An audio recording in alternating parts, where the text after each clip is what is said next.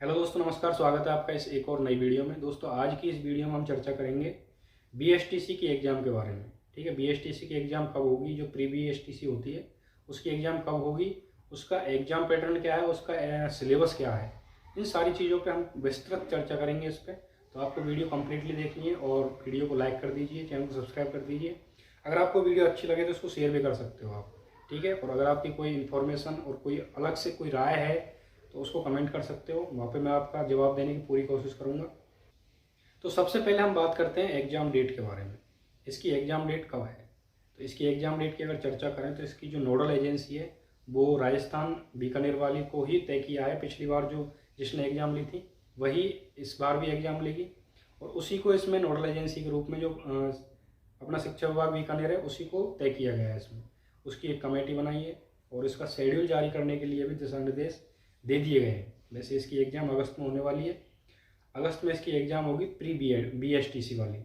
Nodal agency को इसकी जिम्मेदारी सौंपी गई है और इसके दिशा निर्देश शेड्यूल बनाने के लिए भी दे दिए गए हैं।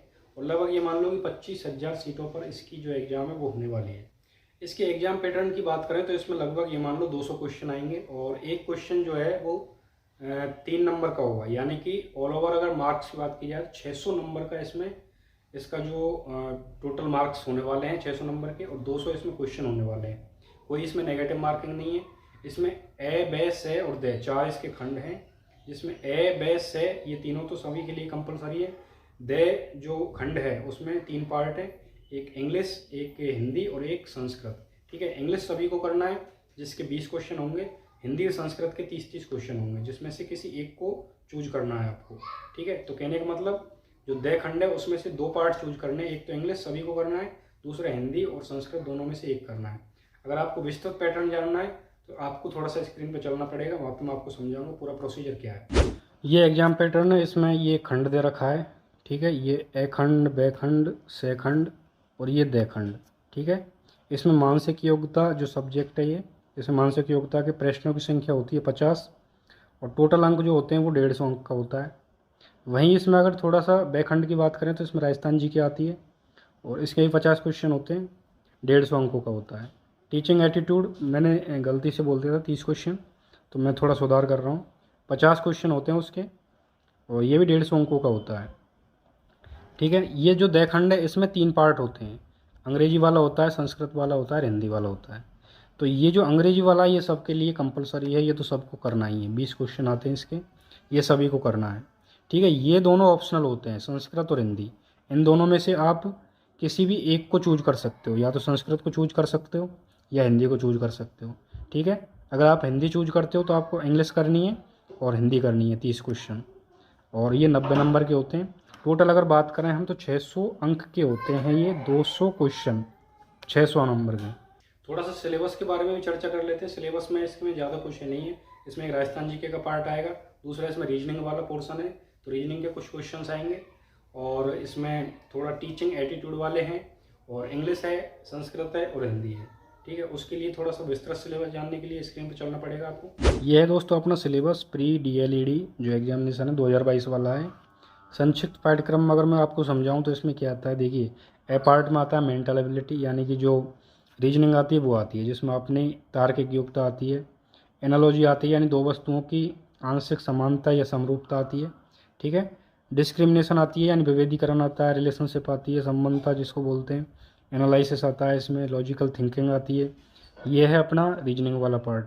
ठीक है, और अगर हम बात करें जनरल अवेयरनेस यानी राजस्थान जीके की, तो इसमें राजस्थान जीके के 50 क्वेश्चन आते हैं 150 नंबर के।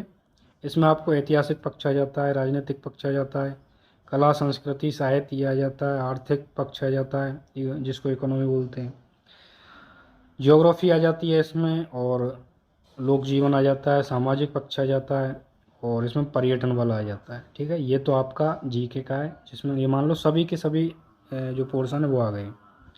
और इसमें अगर टीचिंग एटीट्यूड की बात करें हम, टीचिंग एटीट्यूड में अपना जो शिक्षण अधिगम है वो आ जाता है, नेतृत्व गुण आ जाता है, सृजनात्मकता आ जाती है, सतत व्यापक मूल्यांकन आ जाता है, संप्रेषण भी आ जाता है इसमें, और सामाजिक संवेदनशीलता भी आ जाती है। ये आते हैं इसमें 50 प्रश्न आते हैं 150 नंबर के।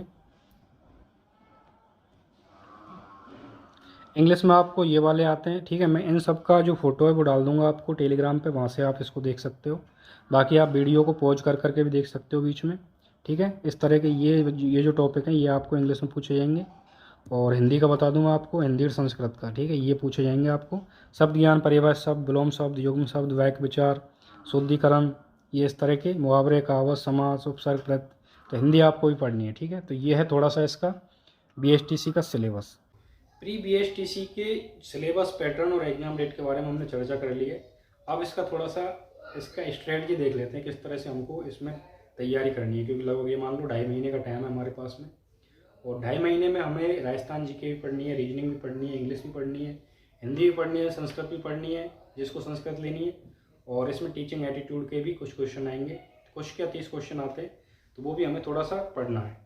अब मेन चीज़ ये है कि इसको किस तरह से पढ़ना है, ठीक है।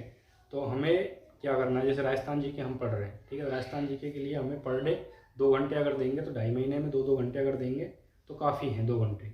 उस 2 घंटे में क्या करना है आपको, 1-1.5 घंटे एक पूरा जो टॉपिक है उसको कवर करना है, पूरे टॉपिक को क्लियर तरीके से पढ़ना है, ठीक है। पढ़ने के बाद में आपको प्रीवियस ईयर के जो क्वेश्चन है वो आपको देखने हैं। प्रीवियस ईयर के टॉपिक वाइज काफ़ी सारी बुक आती है, जैसे मूमल की आती है, जैसे 2020 भी आती है, तो उनको आप देख सकते हो प्रीवियस ईयर के क्वेश्चन के लिए। राजस्थान GK में इतना ही काफ़ी है, इससे ज़्यादा आपको कोई एफर्ट लगाने की कोई ज़रूरत नहीं है, क्योंकि GK सबके लिए समान आएगी। तो वो आप प्रीवियस ईयर के क्वेश्चन देख के ही कर सकते हो।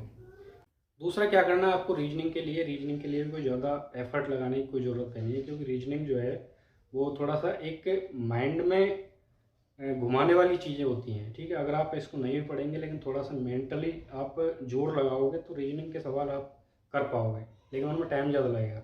तो टाइम को कम करने के लिए आप थोड़ी सी प्रैक्टिस कर सकते हो। उसके लिए आपको पर डे 1 घंटे रीजनिंग पढ़नी है। साथ में आपको क्या करना है, प्रीवियस ईयर के जो क्वेश्चन है, ठीक है, जो BSTC के एग्ज़ाम लगी हैं पिछली 4 एग्ज़ाम, उनके क्वेश्चन अगर आप देख लेते हैं तो उसमें आपका काम हो जाएगा।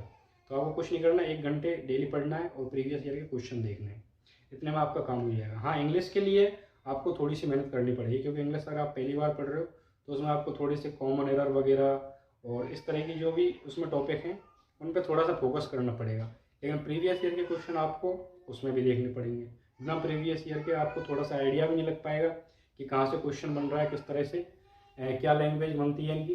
तो उनके लिए आपको प्रीवियस ईयर पढ़ना बहुत ज़्यादा ज़रूरी है मेरे हिसाब में। तो हालांकि आप इंग्लिश को किसी एक अच्छी सी बुक से भी पढ़ सकते हो।